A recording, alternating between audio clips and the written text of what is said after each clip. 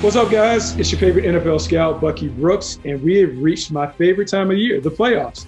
And the playoffs are not just about accentuating your strengths, it's trying to find a way to hide your liabilities and weaknesses. So today we're going to talk about the AFC teams in the tournament, their biggest liabilities, and how they can mask them going forward. So let's talk about the number one seed, the Tennessee Titans. We won't get a chance to see them in wildcard weekend, but during that week, what they can do is they can work on their pass defense. When you see this team, they've struggled at times in terms of keeping the ball in front and doing those things, but they have guys up front that are able to really take that and make that a strength. And here's how they can do it. Jeffrey Simmons inside has 8.5 sacks. He's a guy that is dominant, dealing with one-on-one blocks over guards. Putting pressure on the quarterback up the middle is important. He has a partner in Harold Landry coming off the edge with 2 sacks. Those guys can really protect the secondary by generating a better pass rush. So watch for that as they take advantage of it in the divisional round.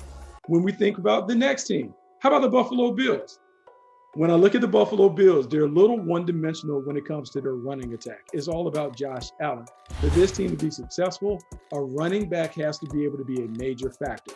That brings in Devin Singletary. When I look at how Devin Singletary performed the first part of the year, he was averaging 8.6 carries, 42 yards per game, 2 touchdowns. The last 3 weeks, from weeks 15 to 18, he's averaging 19 carries, 80 yards per game. He has 5 touchdowns. That's the kind of balance that they need to be successful. If Devin Singletary shows up big, this offense is more than good enough to get this team to the title game. The Cincinnati Bengals. Everybody loves Joe Burrow. Joe Burrow, without a doubt, is one of the top young quarterbacks in the game. What we worry about, though, is pass protection. This is a team that is 30th in sacks allowed. Joe Burrow has been hit a ton. And so what you want to do in the postseason, Zach Taylor has to find a way to make sure that his quarterback stays upright. One of the answers has been to spread the field and allow Joe Burrow to throw with what we call 5 out in the route. Every eligible receiver out in the route, the playmakers that the Cincinnati Bengals have, they are tough to deal with. And so if you release all 5 from quick rhythm in a quick rhythm passing game, Joe Burrow will be able to deal.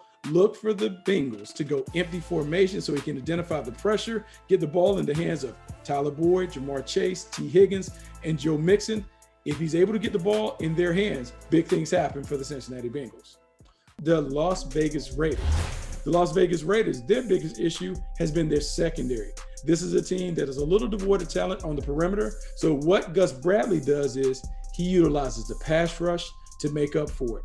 When you look at the Raiders, this is a team that doesn't like the blitz, but yet Max Crosby and Yannick Ngakoue consistently deliver the pressure.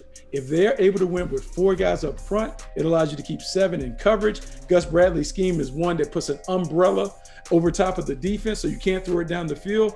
If they're able to play their customary coverages without blitzing, it gives them a chance because Max Crosby and Yannick Ngakoue can get it done at pass rushers. The New England Patriots.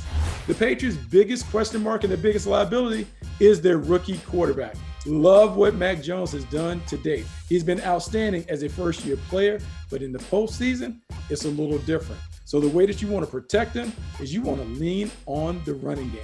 Damian Harrison, Ramondre Stevenson, being able to run the football will certainly help him. But then when you do pass it, it is all about quick passes, screens, and play action isolation routes to really take advantage of the defense. Yes, we want Mac Jones to throw it, but we want to do it in a controlled manner to avoid the turnovers. You don't turn it over. You got a chance to win. The Patriots do that better than anybody else. The Kansas City Chiefs. Look, the Kansas City Chiefs are a high-powered offense. Even though they haven't been as consistent and in terms of the explosiveness that they had in previous years, they're still good enough to get it done. Their biggest issue has been their defense. Defense really struggled at the beginning of the year. First 5 games, they were giving up 32.6 points per game. That's unacceptable. They cut it back, had a nice winning streak, but in the last 2 or 3 games, we've seen those issues pop back up. The way that they can avoid their defense being a liability, they have to play better on offense. More efficiency, more running game to control the clock, but they still need to get the big plays. If Patrick Mahomes and this Chiefs team is able to play from in front, the defensive liabilities are null and void. It won't matter. They just have to get back in the mode of being able to outscore people. Finally, the Pittsburgh Steelers. The biggest issue is the guy that we celebrate, and that is Big Ben Roethlisberger.